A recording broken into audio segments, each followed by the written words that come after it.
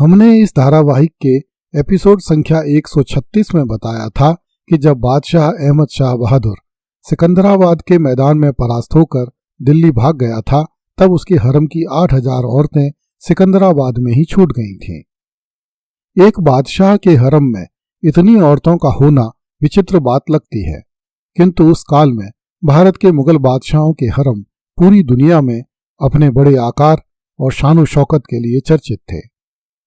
इस एपिसोड में हम मुगल बादशाहों के हरम पर चर्चा करेंगे। हरम अरबी भाषा का शब्द है जिसका शाब्दिक अर्थ है छिपा हुआ स्थान। मुगल बादशाहों, शहजादों, अमीरों तथा प्रांतीय सूबेदारों आदि राजपुरुषों की महिलाओं के निवास के लिए बादशाह के मुख्य किले के भीतर हरम का विशाल भवन बनाया जाता था। यह किले के भीतर स्थित मुख्य महलों के साथ ही निर्मित किया जाता था, किंतु इसमें बादशाह तथा शहजादों को छोड़कर अन्य पुरुषों का प्रवेश लगभग वर्जित होता था। मुगल बादशाह के शाही हरम में कई हजार स्त्रियां होती थीं, जिनमें बादशाह की माता, विमाता, पत्नी, बहन, पुत्री आदि महिला संबंधियों के साथ साथ दासियों, स्त्री सैनिकों एवं ख्वाजा सरों अर्थात हिंजड़ों के रहने के कक्ष होते थे।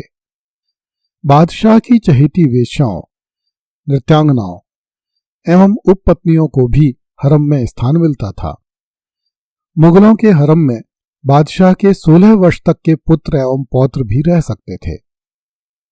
भारत में दो प्रथम मुगल बादशाहों बाबर एवं हुमायूं के हरम अपेक्षाकृत छोटे थे, जबकि अकबर, जहांगीर, शाहजहां एवं औरंगजेब के हरम बहुत विशाल थे।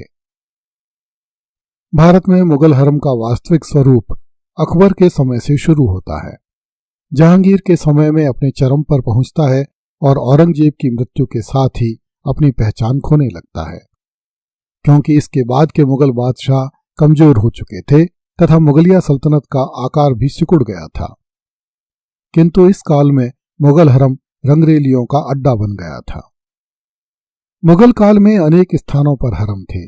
मुख्य शाही हरम आगरा, दिल्ली, फतेहपुर सीकरी और लाहौर में थे, जहां पर बादशाह और उसके वजीर, प्रांतीय सूबेदार आदि निवास करते थे।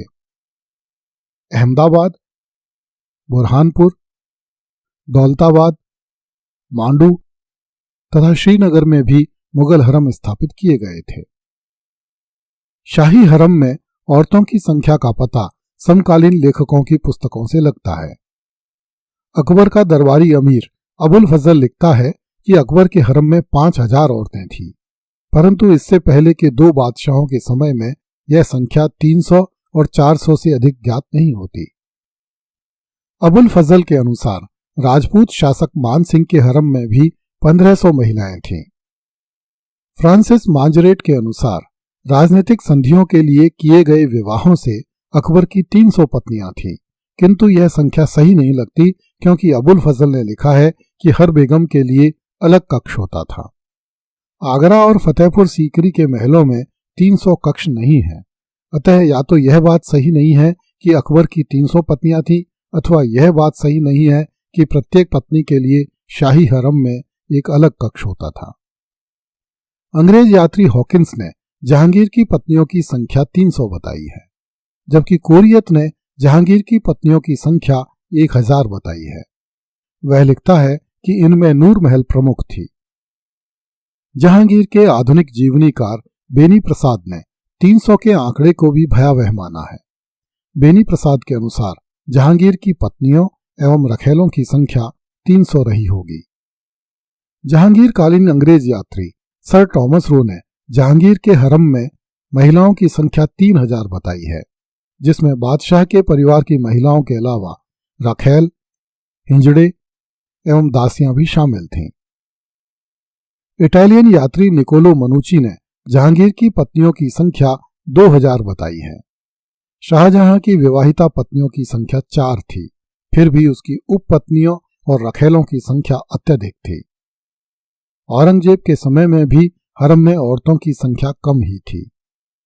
शाही मुगल हरम के संचालन के लिए मजबूत प्रशासनिक व्यवस्था थी, जिसमें अनेक महिला कर्मचारी नियुक्त थीं। प्रत्येक पद की कर्मचारी का वेतन निश्चित था, जो कि 2 रुपये से लेकर 51 रुपये प्रति माह था। ये कर्मचारी एक महिला दरोगा के अधीन काम करती थी, जिसे 1028 रुपये से लेकर 1610 रुपये प्रति माह मिलते थे।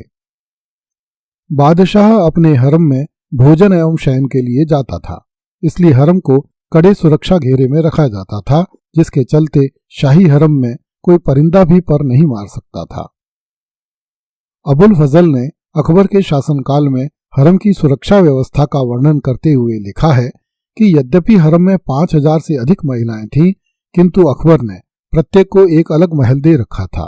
ये महल कई कक्षों में बंटे थे और प्रत्येक कक्ष एक पवित्र महिला की देखरेख के अधीन था। हरम के अंदर विश्वसनीय महिला सुरक्षा कर्मचारियों की तैनाती होती थी तथा हरम के बाहर किन्नरों की टुकड़ी तैनात रहती थी। सबसे बाहरी घेरे में विश्वास पात्र राजपूतों का समूह पहरेदारी करता था। उनके आगे प्रवेश द्वारों के द्वारपाल होते थे। हरम की दीवारों के चारों ओर अमीर और अहदी, एकल सिपाही और अन्य सैनिक टुकड़ी गश्त लगाती थी। हरम के सभी आगंतुक बेगमों या अमीरों की पत्नियों या अन्य पवित्र महिलाओं को प्रवेश द्वार पर ही सूचित करना आवश्यक था।